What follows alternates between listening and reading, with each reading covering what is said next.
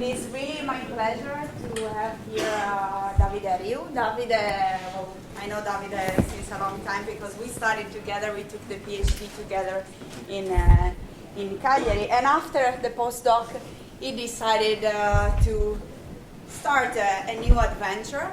This adventure was a spin-off, is a spin-off of the University of Cagliari on security topics. So he's going to be one of the industrial coach of tomorrow of the groups of the Creative Lab to give you some feedbacks on how to go, for example, from the career at the university to something else, to something more related to industry. So it's really a pleasure to have Davide here, and he's going to talk about security aspects of a cyber-physical system. So enjoy the stage. Okay. So thanks, Francesca and Luca and all the people from the University of Sassari for the kind invitation. It's really a pleasure to be here today. So before to enter into the topic, just a few words about my company, what we do in everyday life. So as Francesca said, we were established in 2015 as a university spin-off. Our background is from cybersecurity and artificial intelligence, and also about security of artificial intelligence. And basically, we are producer of cybersecurity solutions. So our leading product is a solution for protecting web services, and so we have now some ongoing developments regarding solutions for the protection of endpoints and mobile devices. As a university spin-off, we are quite a research-intensive company, so we participate in a number of research projects, especially funded by the European Commission. So, just one question before to start. Who is familiar with cybersecurity concerns and issues? 1, 2? Okay, not that bad. And I set some goals for the presentation, and the first one is of course to provide a very basic example of how threats affecting a cyber-physical system, or eventually a cyber-physical system of systems, may be modeled. So it's a very basic example, but it allows to exemplify the whole procedure. And second goal is to introduce some basic concepts regarding cybersecurity to those of you which are less familiar with them, and also to provide you some references that you can read in your way back home. Okay? So I will start the presentation with a video, and so let's skip the first part. And basically what you see here is a guy which is playing with the Cymatic development environment, which is basically an environment released by Siemens, and which allows to program PLCs. Okay? And there is a computer here, and there is a pump, and the guy is connecting just a balloon to the pump, and so the balloon is going to explode. So the experiment is repeated twice. And the balloon is going to explode because the pump is not stopped properly. Okay, so that's the reason why I'm showing this case. So at this point, some of you may be wondering why we are looking at this kind of video in a summer school on cyber physical systems. Because this presentation was made 9 years ago during the Virus Bulletin conference in Vancouver, and it was actually a demonstration of the Stuxnet malware. I don't know if some of you heard of Stuxnet before. How many? Okay. So there is some people who heard about it. So basically, it is Stuxnet. Let's go to the second slide. It's the first example of a state-sponsored cyber attack, and So some sources say that it was organized by the U.S. government to, let's say, to delay the uranium enrichment program. Okay, so it was basically a malware which infected Windows machines, and so it targeted the Siemens Step 7 control software. And the final result of the attack is that since the Siemens Step 7 environment was used to control the facilities that were used to enrich the uranium, the program actually went delayed a lot, so that in the end actually it stopped. Okay, so basically the uranium, as you found it in the nature, can't be used to feed power plants or even to build atomic bombs. You have to pass it through a kind of centrifuge, and this centrifuge must be controlled by a kind of SCADA system. Okay, so if you target the system, you can stop the uranium enrichment program. And what Stuxnet did was actually to penetrate the ring 0 of the Windows operating system. So it was operating at the kernel level, so full control of the machine. And basically it did the centrifuge spinning out of control. Sometimes very, very slow, less than the speed necessary to enrich the uranium. And in other cases, very, very fast, with the risk to damage them. So the system was completely out of control. And of course, it also led to the destruction of some centrifuge. And of course, it produced an outcome which was not usable at all for the final purpose. And since it was operating at ring 0, what the malware did was also to send misleading outputs to the console. So actually the operator was not seeing which was the real speed at which the centrifuge were rotating. And of course they didn't realize that something went wrong in the program. So you may easily realize this is a very, very complicated attack, and this is the reason why it is so evident that there is a state behind it, because a simple group of hackers without the resources to do it won't be able to implement such an attack. This is independently of the state which is behind it, of course. So let's analyze how the malware worked.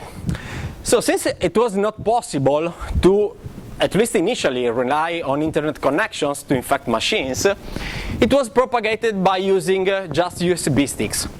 So basically they leveraged the auto-run functionality of Windows, which is the ones that as soon as you plug in a USB device onto the machine, tells you what you want to do with the machine. So there are pictures, do you want to open them, there is a video, do you want to play it. It is just a small piece of text file which is in the machine, and that file points to an executable path in the hard drive. So if the path that you put there is that of the malware, as soon as you plug in the stick, the malware is executed. Okay? And once the machine was infected, Stuxnet tried to search for other machines to infect. So it started some basic network scanning to infect other machines. So it needed to propagate itself. It also claimed to be a completely irregular driver.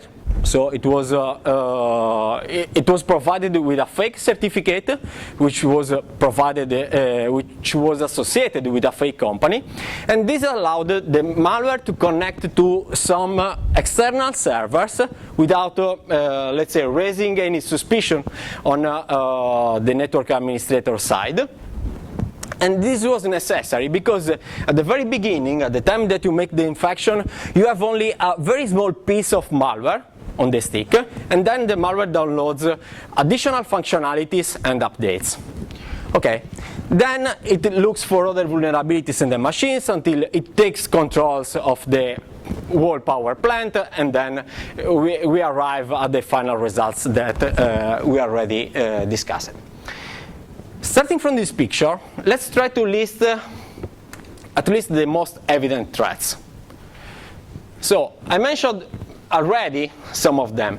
The first one is, of course, the USB stick. And not only the USB stick itself, but the fact that there is a person who has the chance to put the stick into the machine. So there is a person which is allowed to do so. The second problem is that some systems were running unupdated operating systems. To be honest, in this case, the attackers exploited 0 days vulnerabilities. So even the vendor, in this case Microsoft, was not aware of those vulnerabilities. But in general, but in the following stages of the propagation, some well-known vulnerabilities were exploited. So this is an issue. And of course, the third issue is the connection. So the fact that the machine is able to download something from outside. So let's draw some general consideration. And the considerations are valid independently from this specific case. Generally speaking, of course, the larger the system is, the higher the number of components it includes. The number is the number of vulnerabilities and issues with such components. So that's more complicated to take control of them. Generally, it is also true that the higher is the number of people operating on the system. And of course, the higher is the number of threats, because we have seen from the past slides that all these factors contribute to generate threats. So we have a very big challenge here, because we need a kind of systematic approach to analyze all the possible cybersecurity issues. Let me say that it is not different to what you will do to prevent other kind of issues. So if you are designing an embedded device, you need to take into account aspects concerning energy consumption, efficiency of the device in general, and there are very well known practices to do so. And the same applies to cybersecurity, despite the fact that some practices are often ignored. So that's the point. And the question we will try to answer today is how we can model the system in general and try to list analytically all the possible threats and vulnerabilities. We will be doing it by using threat modeling, and which is only the first part of a more general process, which is risk mitigation. So when you try to secure a system, you are basically trying to manage the risk that system is affected by cyber attack. So you are trying to mitigate it, okay? And of course, to mitigate it, you have first to measure it.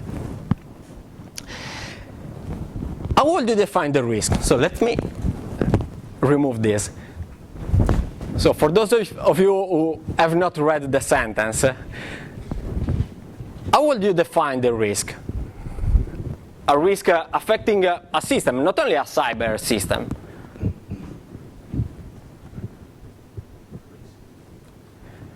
Or eventually, let's start. Probability of something going wrong and how much it costs if it goes wrong. Exactly, yeah. And so, can you also tell me which is a, let's say, parameter based on which the risk increases?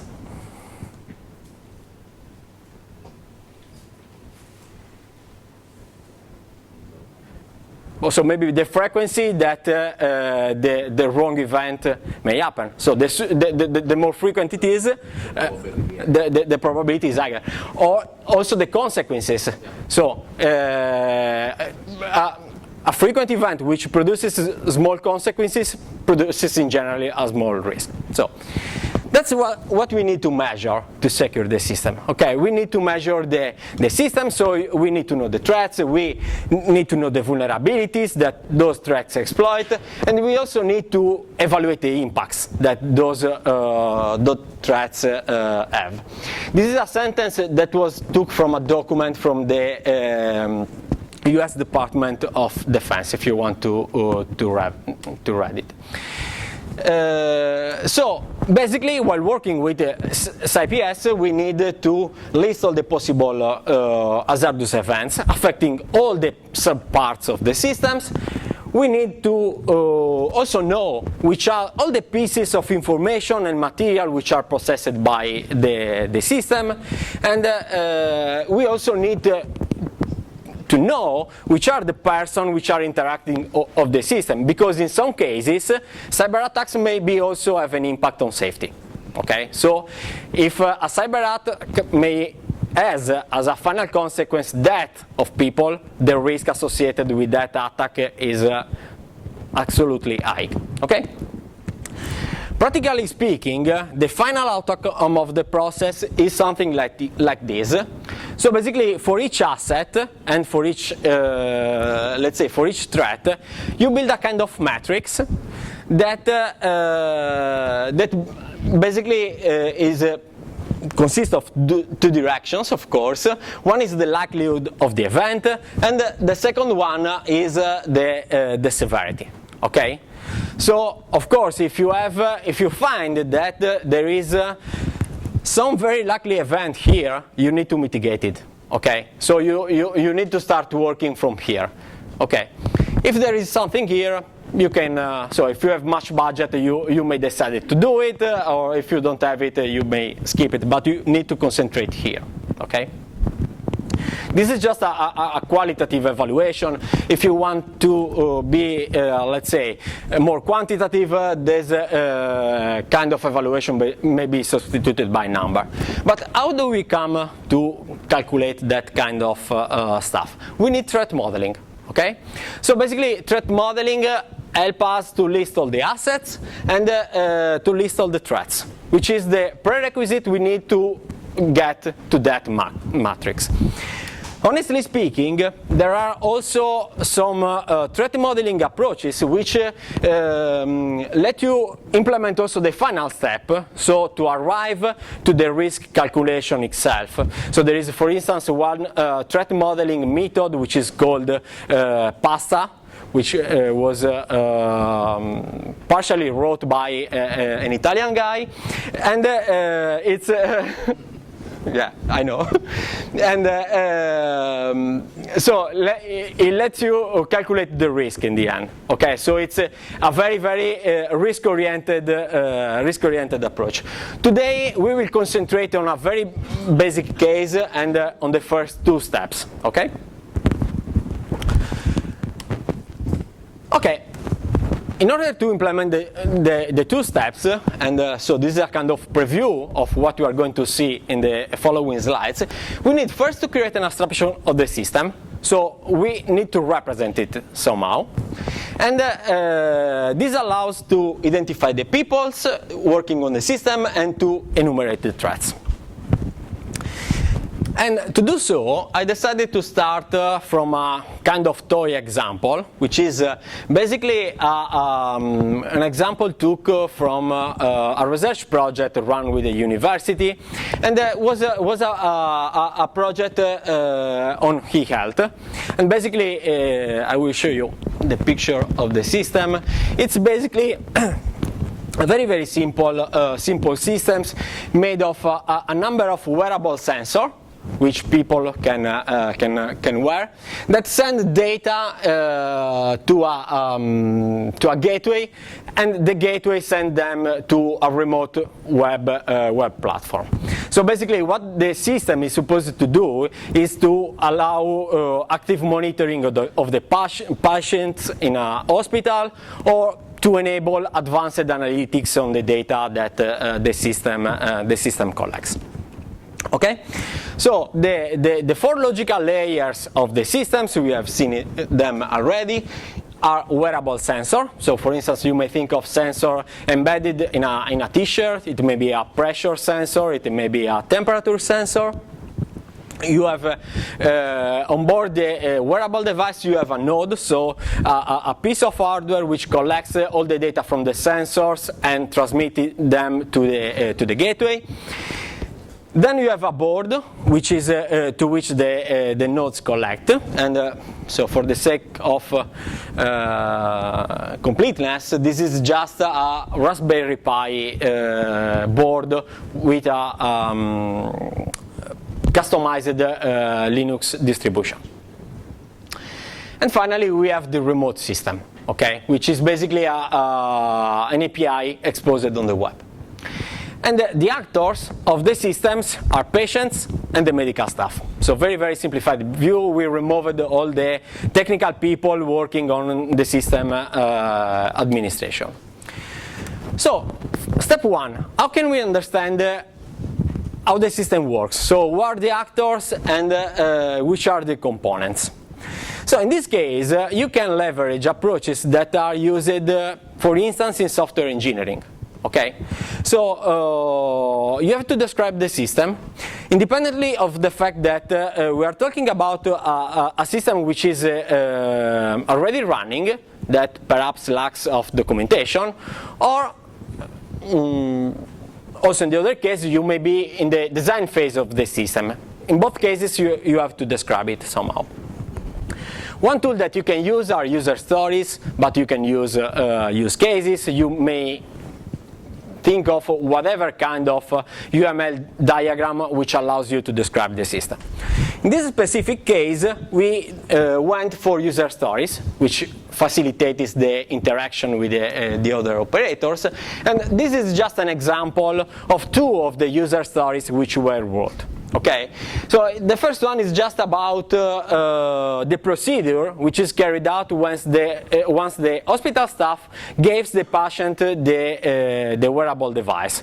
So which are the steps that each one of those takes, okay?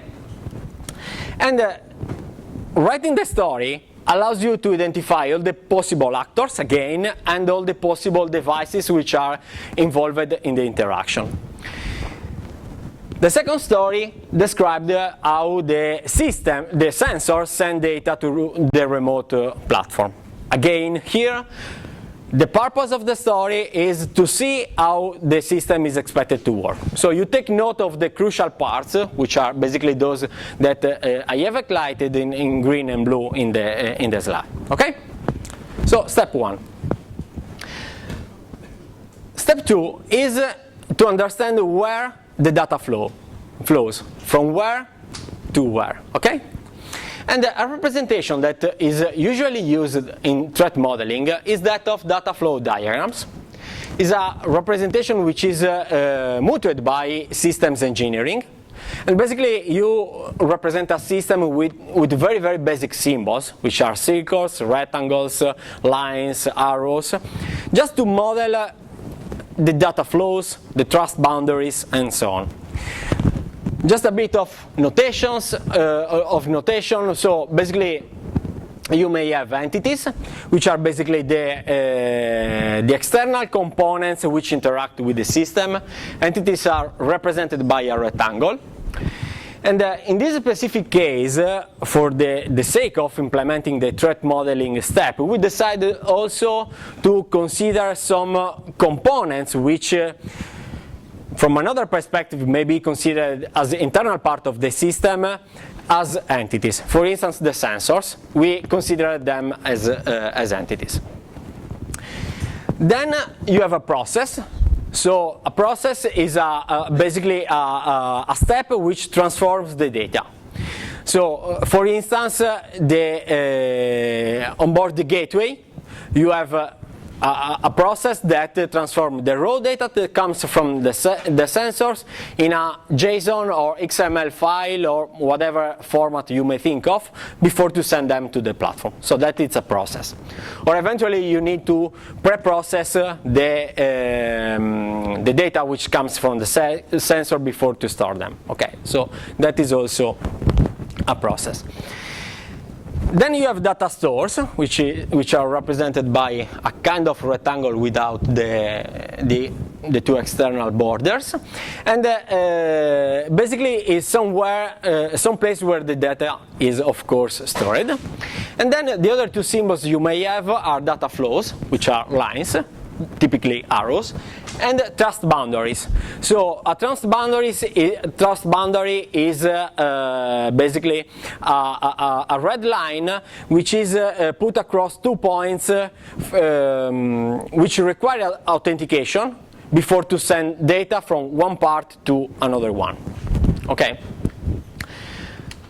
What's the problem with data flow diagrams? It is that if you take the whole system and you just try to represent it with a just single data flow diagram, you may come to something like this, and this is also an optimistic estimate of a very small system. So the approach that we should adopt is the same that we adopt, for instance, with maps in an atlas. Okay, so you can think to represent let's say, a whole country in a single map with a very, very precise level of detail. Okay, so you need to represent the system of different abstraction layer. And so that's the approach that is used with data flow diagrams as well. So the diagram representing the whole system, so the main blocks, is typically called context diagram. And in this specific case, we basically have the sensor, we have the hospital staff, and basically we have the system, which is a process, which transforms the data which comes from the sensors and makes them available to the hospital staff. Because if you remember, the original purpose of the system was to monitor patients and to enable analytics. So we have a process. Yes, please. Shouldn't the sensor part of the system? In principle, yes. For the sake of simplicity, as I mentioned before, we decided here to represent them as entities because it allows to represent some kind of threats that otherwise it won't be possible to represent. So that was the idea. Let me give you an anticipation. If you replace a sensor with a rogue one, which is provided by the attacker, you have an attack to the system. Okay, so it is in principle not a trustworthy component. So it's better to represent it as an entity. Okay?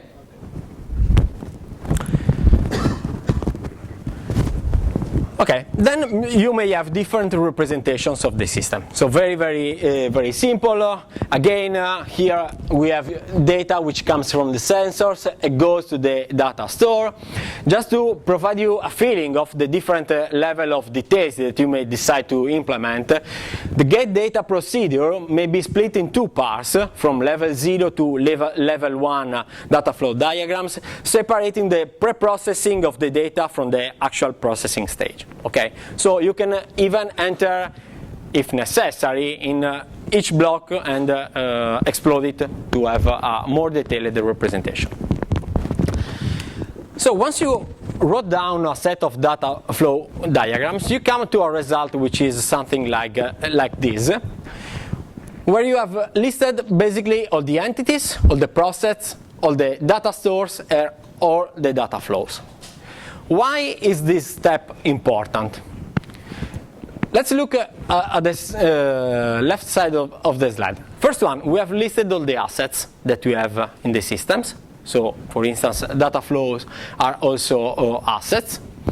And in fact, we also listed all the data flows because we took note of the locations from where the data originates and the location to which the data goes. And we represented the interaction between the systems and external entities. So the representation of the system is now somehow complete. We have a full understanding of it. And it's time to start listing the threats. Okay?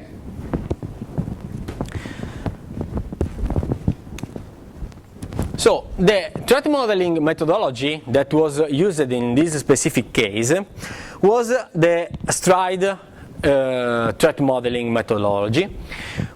STRIDE is probably the most famous threat modeling methodology, and was adopted by Microsoft since 2002, as far as I remember, as a part of their secure software development lifecycle. So the advantage with this methodology is that you find a lot of documentation about it, a lot of examples, and maybe some tools that allows you to implement it. Okay? Stride is a mnemonic, so it's basically the name originates from the names of the threats that the methodology allows you to model. Okay, so the S stands for spoofing identity, T stands for tampering with data, R stands for reputation, I stands for information disclosure, D stands for denial of service, and E stands for elevation of privilege. Okay? Each one of those threats basically affects a particular property of the system that in a secure system must be guaranteed. So let's take the first one, for instance, authentication. So you want that the data in your system is manipulated only by authorized user. So, and the first step before to authorize people is to authenticate them. Okay? Tampering. Of course, you don't want that if you have a database of patients that somebody has the chance to log into that database and to arbitrarily manipulate the data. So that's a tampering attack. Or for instance, confidentiality. You don't want that somebody which is not authorized to read a particular kind of data have access to it. Okay? So each one of these attacks violates a specific property that should be ensured in a system. Of course, not all the threats apply to all the assets and items that we listed before. Okay? So if you remember this slide, we listed here all the possible kinds of, let's say, parts or components of objects interacting with the systems, and not all of them may be affected by the 6 threats that are foreseen by the Stride methodology. Okay? So, for instance, let's take the spoofing example. It of course applies to entities, because I can spoof if I'm a person who needs to authenticate on the system. I can spoof somebody else's credentials, perhaps stealing them. Okay, so I can log in the system pretending to be somebody else, or I can eventually connect a device which is not authorized to connect to the system, but pretends to be an authorized one. So that's spoofing, and it applies to entities, but it doesn't apply to data store, because a data store is just let's say a piece where some data is wrote. So it's more hardly can be spoofed. Similarly, elevation of privileges for sure applies to processes, because if you, for instance, go back to the Stuxnet example, you had a process in the operating system who gained more privileges that with respect to those that were originally allowed. So this is just to say that you need to map threats on the assets that you need to protect. So you come to a table like this, but in practice here we have only a conceptual definition of the attack. We need now to find the real instances of the attack that can be found, of course, depending on the real implementation of the system. Okay, so if I have a device which connects to the gateway by using the Bluetooth protocol, I may have some issues on the transmission. If the protocol used is a different one, the issues may be different. So the real instances of the attack change depending on the real implementation of the system. And in order to find those instances, we can use a framework which was developed by Mitre, which is called Common Attack Pattern Enumeration and Classification Framework. So it's basically a taxonomy of real attacks that may affect the system. And I provided in the slide 2 examples, and we are going to see them, still related to the spoofing attack. We already mentioned it. The spoofing attack, when applied to a person, means that somebody is authenticating on the system by using somebody else's credentials. When it comes to sensor, I'm using a rogue sensor to send data to the system. In the CAPEC framework, we have 2 different instances of spoofing attacks. This one, CAPEC 151, is related to persons. Basically what the framework does is to provide you a description of the kind of attack you may have. It also, since there is a taxonomy there, it also provides you references to related attacks. So you have a tree. So each node is a parent of or child of another node. It tells you which are the prerequisites for the attack, so that you can evaluate if it is actually possible in your system that that kind of attack happens. And also, important, it provides you a mitigation measure. Okay, so it tells you if you have that kind of problem, how you are going to solve it. Okay. This is another example which applies to devices. So, for instance, in the case of devices, the mitigation was to detect spoofing was to monitor the network activity in order to see if something went wrong. In the case of persons, the mitigation was to employ robust authentication, so that you can avoid that somebody can steal somebody else's credentials. Let's think, for instance, to what Google does to let you authenticate on your Gmail account. So you can employ a robust authentication mechanism. Okay? This is to avoid spoofing. So, to recap, in let's say the past more or less 25 minutes, I'm almost on track, I guess. Am I? We have still 15 minutes. Okay, I guess I'm going to end before. Yeah. So just to recap, we have seen so far 4 steps which are required to implement a threat modeling methodology. First one was to understand and represent the system, and we said that we may use user stories, diagrams, use case, whatever you may think of. Step 2, conceptualize the system. So we have seen a possible notation, which is data flow diagrams, that may be suitable for this purpose. If you look at the literature, there are several, not only the STRIDE methodology, threat modeling methodologies which are leveraging data flow diagrams to represent the system. So it's generally speaking very well recognized as a tool suitable for threat modeling.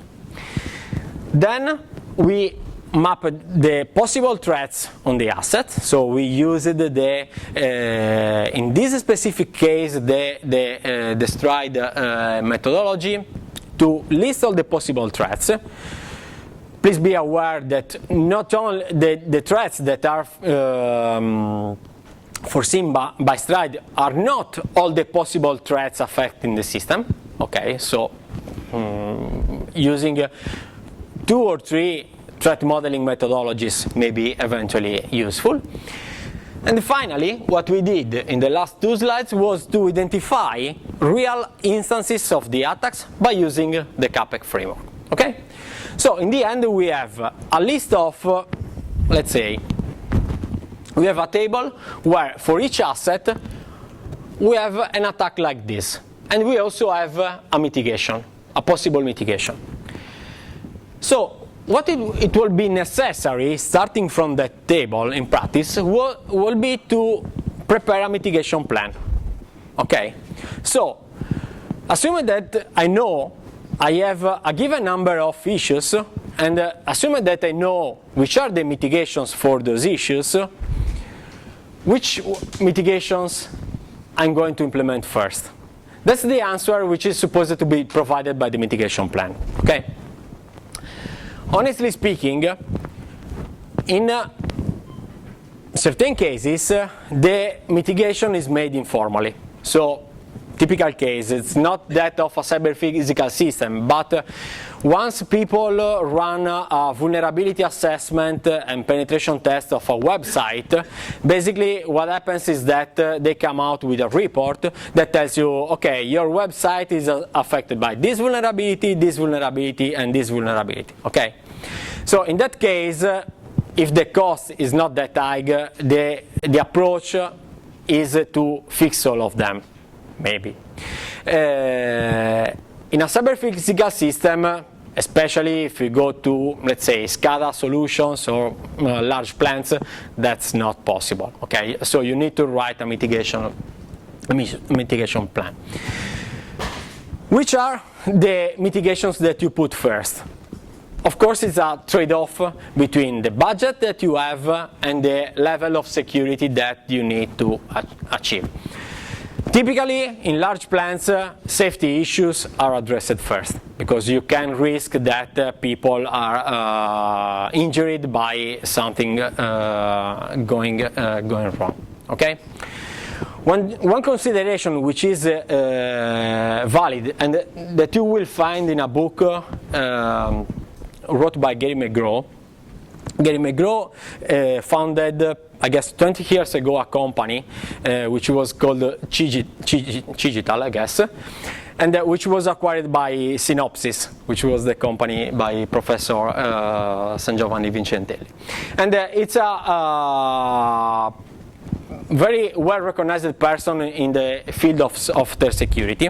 And in his book you find a picture that tells you clearly that the sooner you fix the vulnerabilities, the smaller is the cost to address them. So, for instance, in software design, if you do it since the design phase, the cost will be definitely lower than do it while the system is in production.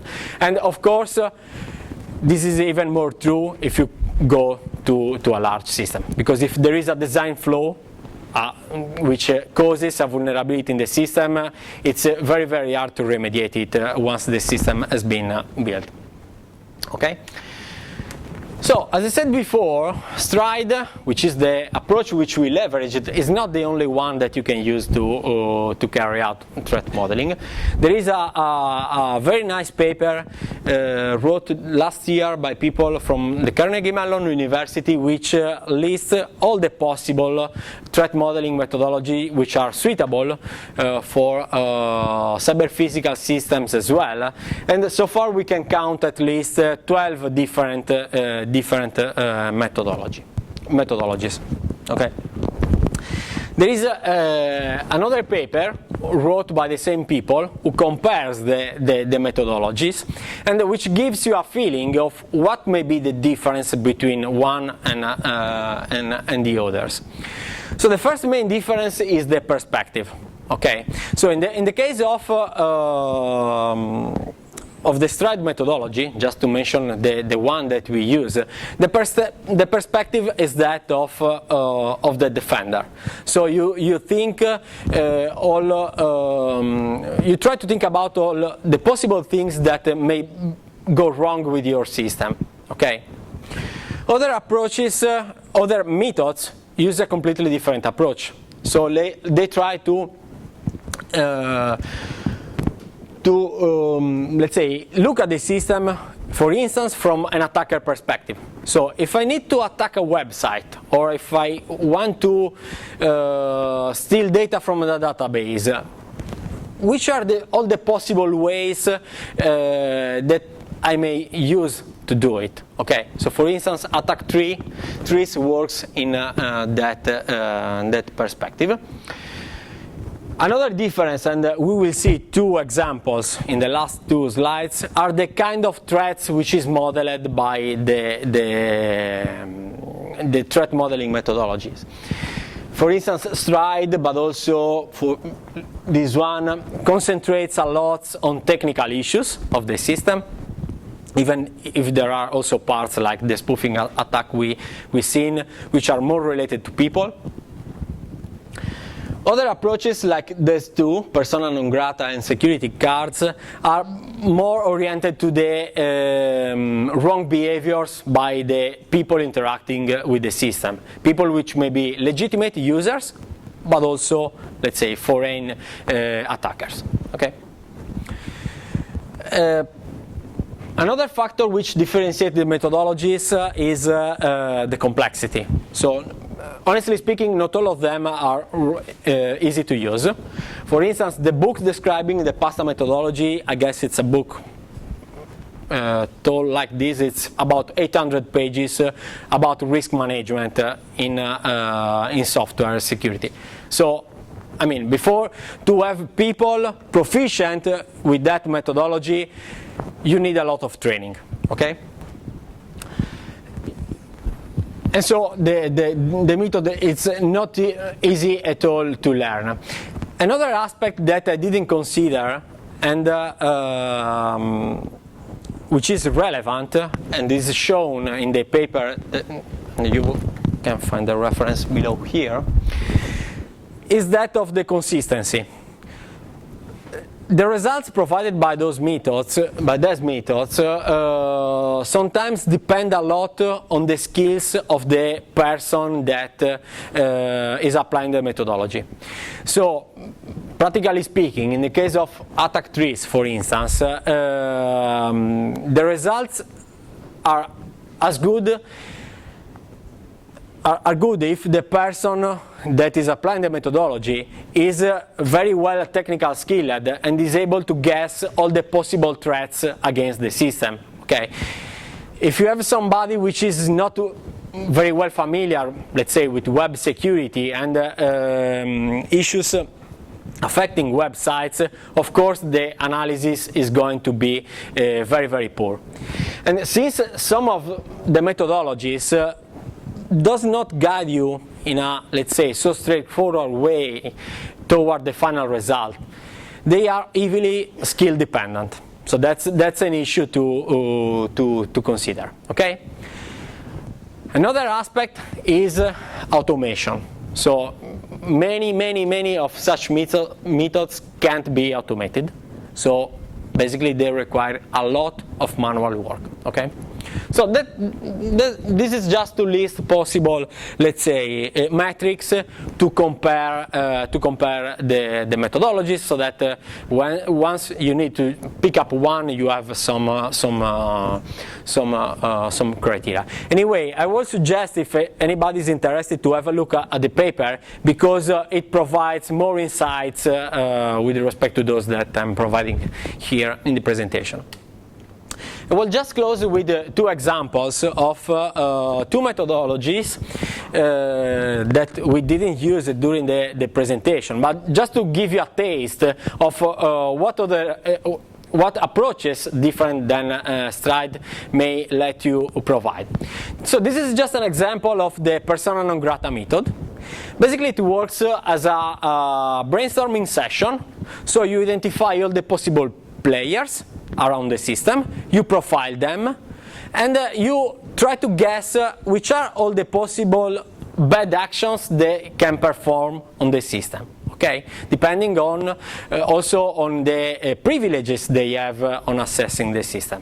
Okay, so as you see here, there is no technical attack which is spotted by this methodology. You are only trying to see how many people behave while approaching your system, of course trying to look at the system from an attacker perspective. Okay? So this methodology is not going to drive you to find technical issues. Okay? Not at all. Another methodology which is listed is the CVSS. It's basically the Common Vulnerability Scoring System. The common vulnerability scoring system basically is a system which is widely used in computer security that allows you to provide a score to a vulnerability, as the name itself says, and it's really useful to prioritize mitigations, because if you spot a vulnerability and you see that that specific vulnerability is associated with a very high score, it should go up in the mitigation plan. So this is particularly useful to fill in the table that we've seen at the beginning of the presentation. So you remember the one where we had here attacks with high likelihood and very high impact. So the CVSS framework let you estimate the scores that you can use to fill in that table. Such scores are evaluated on different metrics. For instance, in the case of a software vulnerability, a metric which contributes is the fact that a public exploit is available. What's the meaning of this? I may know that a system is vulnerable, but if there is not any piece of code, of source code, I mean, that is able to exploit that vulnerability, I mean, the vulnerability is that, but nobody is able to exploit it, okay? If there is a vulnerability for which people can just go on GitHub or just open Google and download the exploit and execute it against a system which is vulnerable, of course you understand that the situation is really, really different, because almost anybody is able to exploit that kind of vulnerability. Okay, so among the aspects that are evaluated by the CVSS framework is this one. This also is somehow, let's say, affected, the score that is provided is somehow affected by the capability of the evaluators, okay? Because there is actually not any objective criteria that you can apply to assign a score. Okay, so this was the last slide of my presentation. I will thank you, and so if there are questions.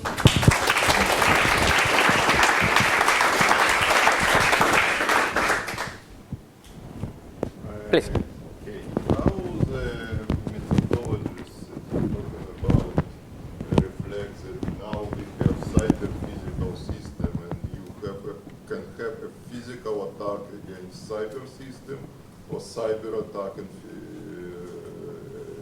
against physical part, or some every kind of this mixed strategies. How this methodology prevent this attack? Okay, so basically the methodology does not reflect directly the status of the cyber physical systems. What I can say is that many of the systems, especially large plants that in many cases were built many years before and now have been just, let's say, become cyber because of a kind of internet connection which is arriving to them, were not designed having cyber issues in mind. So the personal experience, which I have not directly but from colleagues that are, for instance, working on solutions for protecting SCADA plants or stuff like that, is that when they come to their customers, so there is sometimes a very poor understanding of how of the possible issues the system may be affected. Now things are mostly, let's say, mitigated by segregation, so by limited as much as possible the possibility for the systems to connect. But we have evidences, and we collected the evidences in the, let's say, 9 years, which separate, 9 years since the first Stuxnet attack, that, I mean, systems are not, let's say, are vulnerable. Are definitely vulnerable, and the only reason why many systems are not attacked is because in the case of Stuxnet a lot of resources is required. So that's the general perception. I don't know if I answered more or less your question. Yes, please. Connected. So in common attack threads, do they have in common attack threads database or table? Do they have also this kind of attacks that are physical on cyber or cyber on physical? Side channel attacks and all of this, is it already there? Yeah. So, for instance, in 2017, as far as I remember, one famous kind of attack was that against Ukrainian energy plants, which caused a blackout which dured for several days.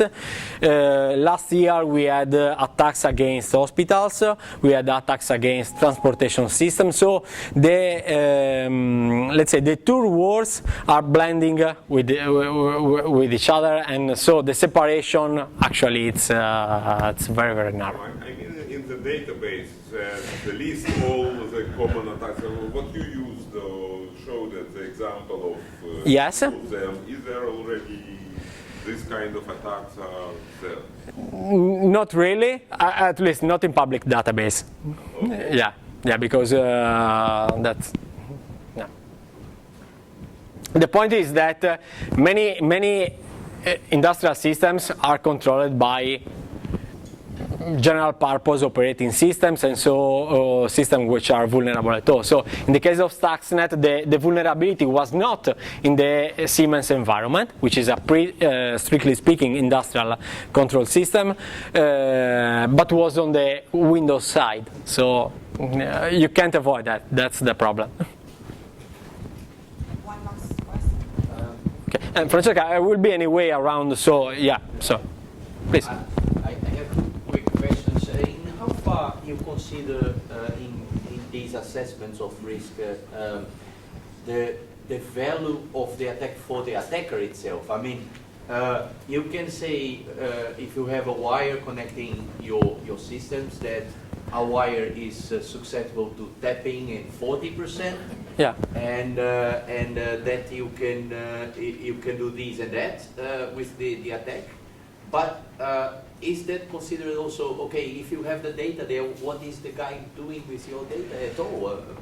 Yeah. I mean, that's let's say cost and benefit evaluation is made by the attackers, in the sense that for the data you have a black market, and so if you are able to sell those data easily on the black market, of course they may have a good value for you. So that's an issue which is somehow considered, not explicitly as far as I know from the methodologies, but from the defender perspective it should be considered, of course. Yeah. Yeah. That's. Okay, and then a second question would be in how frequently your company is asked, for example, to really break a system to show that the system is vulnerable? Okay, we are not focused on that kind of activity as a company, but there are actually companies which have 100% of their business focused on breaking the other one's system. So that's yeah. Mm-hmm. Let's thank Davide again. Okay, thank you very much.